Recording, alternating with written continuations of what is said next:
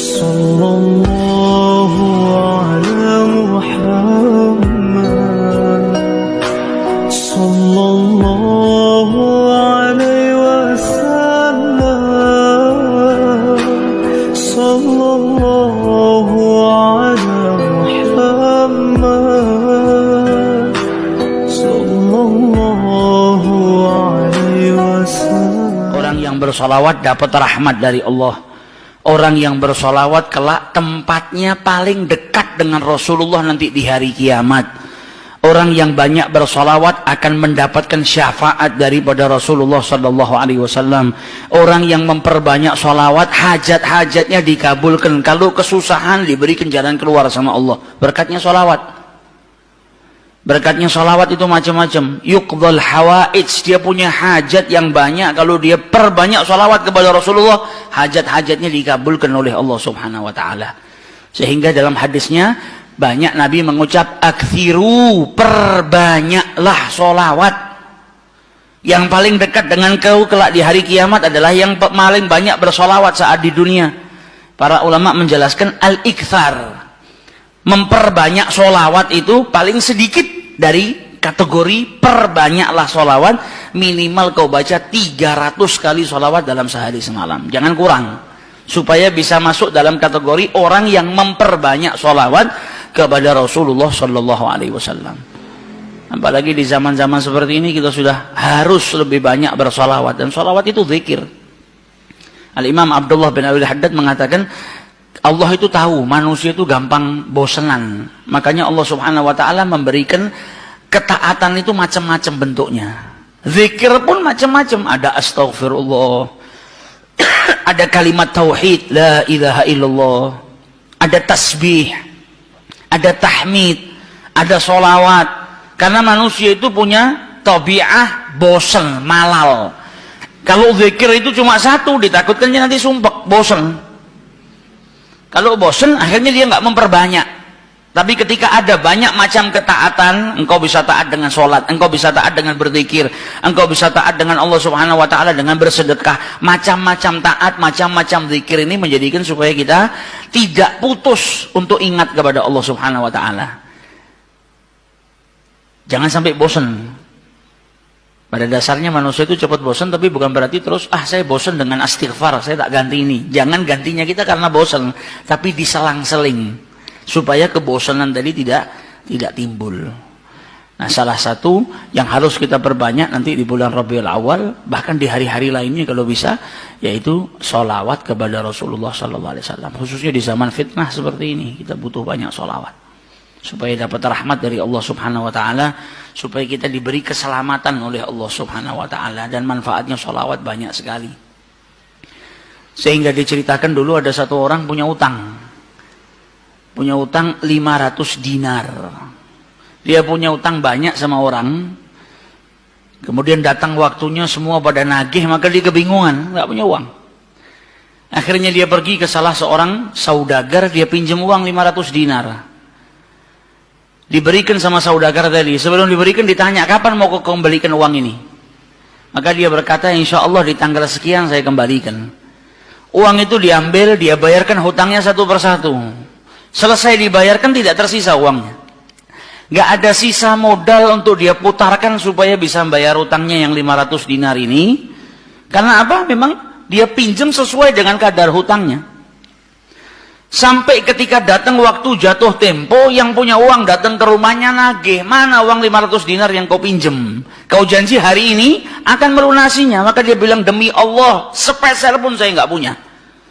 Saya belum mendapatkan apa-apa untuk saya bayarkan kepada dirimu. Maka yang punya uang nggak mau tahu. Engkau janji tanggal sekian mau kau bayar, sekarang sudah jatuh temponya, maka bayar hutangmu sesuai dengan ucapanmu. Dia bilang, saya nggak punya. Kalau begitu ayo pergi ke Qadhi, pergi ke hakim. Nggak benar ini perbuatanmu. Maka yang ngutang tadi dibawa sama yang punya uang ke hakim.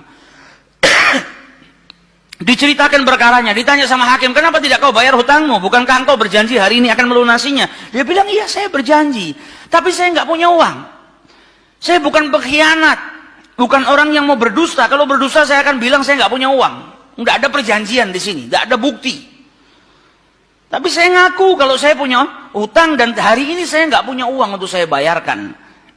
Maka Ghadhi berkata apa? Kalau begitu kau melanggar janjimu, maka engkau harus dihukum, engkau harus dipenjara. Maka yang utang tadi bilang apa? Kalau begitu ya sudah. Kalau memang hukumannya saya harus dipenjara karena saya nggak bayar utang, ya sudah saya terima. Tapi tolong berikan saya waktu 1 hari. Saya mau kembali ke rumah saya mau izin dengan istri dan anak-anak saya. Besok saya akan kembali ke sini lagi dan masukkan saya ke dalam penjara. Maka sang hakim berkata apa? Bagaimana mungkin saya bisa percaya dengan dirimu? Siapa yang menjamin dirimu? Kalau ada yang menjamin kau bakal kembali ke sini, maka saya lepaskan. Dia bilang, ya Ghadhi, kalau saya niat lari sudah dari kemarin-kemarin saya lari. Kalau saya niat lari saya nggak datang ke sini, maka percayalah saya akan kembali di esok hari. Maka kata Ghadhi, jaminannya apa? Akhirnya lelaki tadi bilang apa? Jaminannya yang menjamin saya adalah Rasulullah SAW. Maka sang hakim bingung. Maksudmu yang menjamin Rasulullah ini bagaimana? Dibilang, ya hakim, kalau saya besok nggak kembali ke tempat ini, saya bersedia ditolak menjadi umatnya Nabi besar Muhammad SAW. Ini tidak main-main sumpahnya. Dan ini bukan sembarang orang, memang orang yang soleh. Dia bilang, berikan saya waktu sebentar, saya kembali kepada keluarga saya pamit dengan istri saya, besok saya kembali. Saya bersumpah, dan saya siap dikeluarkan dari umatnya Rasulullah, nggak dianggap sama Rasulullah kalau sampai saya berdusta. Maka si hakim tadi mendengar sumpahnya seperti ini, akhirnya dipercaya kalau begitu kembalilah. Maka dia kembali ke rumah, dia ceritakan kepada istrinya, dia minta izin sama istrinya, suamimu ini mungkin besok di penjara karena nggak bisa bayar utang. Kata istrinya, kalau kau dihukum penjara, terus apa yang bisa membuatmu keluar sekarang ini? Kok tidak langsung di penjara, kok bisa kembali ke rumah? Kata suaminya, karena saya mendapatkan jaminan. Dari siapa? Dari Rasulullah. Dia ceritakan, saya bersumpah kalau saya nggak kembali di esok hari, saya rela tidak dianggap sebagai umatnya Rasulullah SAW. Maka istrinya berkata, selagi engkau ini mendapat jaminan dari Rasulullah atau kau menjaminkan Rasulullah SAW, maka ayo kita perbanyak sholawat. Semoga Nabi besar Muhammad SAW benar-benar menjamin dirimu. Karena sholawat itu manfaatnya besar. Sholawat ini berkahnya luar biasa. Maka si suami sama si istri kemudian diperbanyak sholawat, membaca sholawat yang sangat banyak sampai mereka akhirnya tertidur. Yang laki yang punya utang tadi ketika tidur mimpi berjumpa dengan Rasulullah SAW. Dan Nabi dalam hadisnya telah bersabda, man ra'ani fakat ra'ani haqqa. Siapa yang mimpi berjumpa dengan diriku, maka sesungguhnya itu aku. Karena syaitan gak bisa menyerupai Nabi besar Muhammad SAW. Dan orang yang dalam hatinya ada mahabbah, orang yang rindu, orang yang membersihkan dirinya, orang yang memang benar-benar ingin berjumpa dengan Rasul SAW, akan diperjumpakan oleh Allah Subhanahu Wa Taala dalam mimpinya, ataupun dalam keadaan yaqdzatan. Karena Nabi pun menjelaskan ada orang-orang yang bisa melihat Rasulullah SAW dalam keadaan sadar.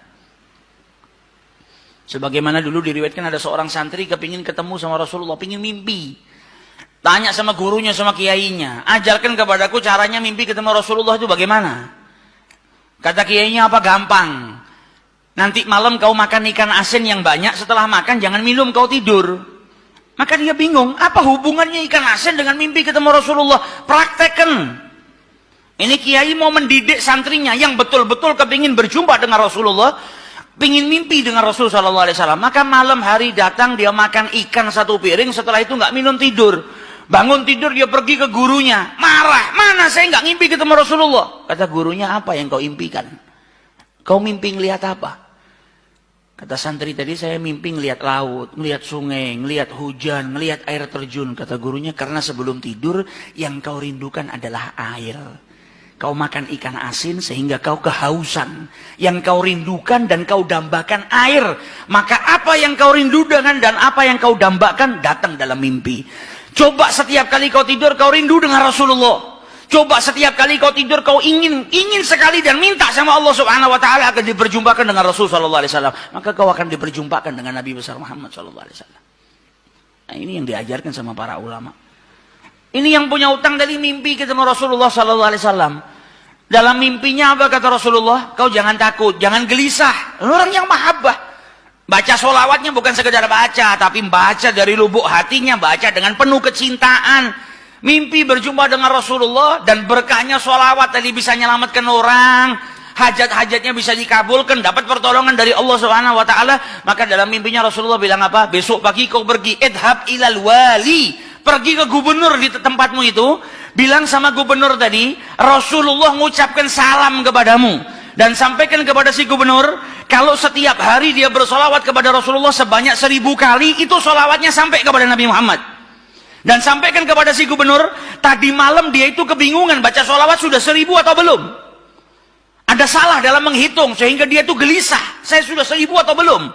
Maka sampaikan kepada gubernur itu, bahwasanya solawatnya sudah sampai 1000, jadi dia nggak perlu gelisah. Bangun dari tidur, dia mau kembali ke Ghazi, tapi sebelumnya dia pergi ke wali.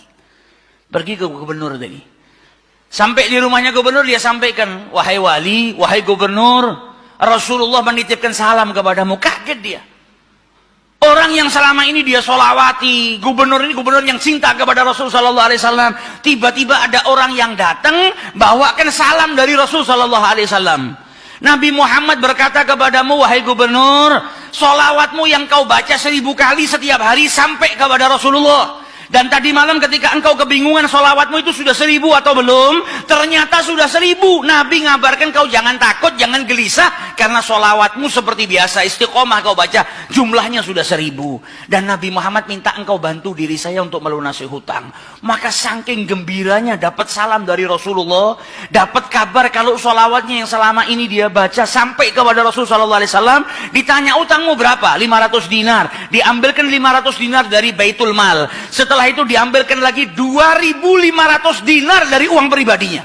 Ini hadiah buat dirimu karena kau datang bawa kabar gembira kepadaku, yaitu Rasulullah sallallahu alaihi wasallam mengucapkan salam kepadaku. Mahabbah.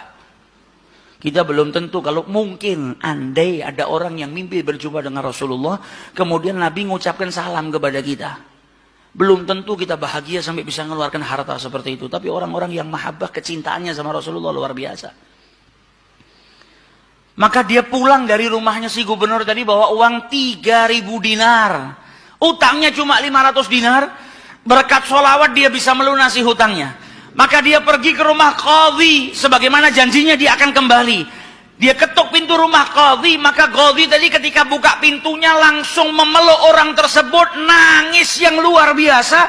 Dan berkata apa? Alhamdulillah berkat dirimu tadi malam saya mimpi ketemu Rasulullah SAW. Kata Rasulullah apa? Kalau engkau membantu orang yang punya utang itu untuk melunasi hutangnya, maka aku akan membantumu kelak di hari kiamat. Diambilkan uang 500 dinar diberikan kepada orang tersebut. Sampai Ghazinya pun diimpiin sama Rasulullah SAW. Keluar dari rumahnya Ghazi bawa uang berapa? 3.500 dinar. Dia pergi ke tempat orang yang dia utangi mau bayar utangnya. Ketika sampai di rumah orang tersebut, orang yang dia utangi itu sudah berada di depan rumah nunggu kedatangannya. Ketika ini yang punya utang datang langsung dipeluk, dicium, sambil menangis mengucapkan terima kasih, berkat dirimu tadi malam saya mimpi ketemu Rasulullah. Kata Rasulullah, kalau kau bebaskan utangnya fulan, kelak kau akan aku bantu, aku berikan syafaat kepadamu di hari kiamat. Utangmu jangan dibayar dan ini ada hadiah untukmu 500 dinar. Berangkat dari rumah punya utang 500 dinar. Berkat mimpi berjumpa dengan Rasulullah, utangnya terlunaskan dan ada tambahan 4.000 dinar. Berkat apa? Berkat sholawat yang dibaca kepada Rasulullah SAW. Jadi kita kalau baca sholawat ini bukan hanya berkahnya nanti di akhirat, bukan hanya nanti kita dapat syafaatnya Nabi, bukan hanya nanti kita dapat tempat yang dekat dengan Rasulullah SAW. Bahkan di dunia kalau kita ada situasi yang tidak menyenangkan, ada masalah, ada apapun, semuanya bisa hilang berkah daripada sholawatnya yang kita baca kepada Rasulullah SAW. Karena satu sholawat dibalas dengan 10 rahmat. Satu rahmatnya Allah, kita punya masalah sebesar apapun bisa hilang kalau kita mendapatkan satu rahmat dari Allah Subhanahu wa taala.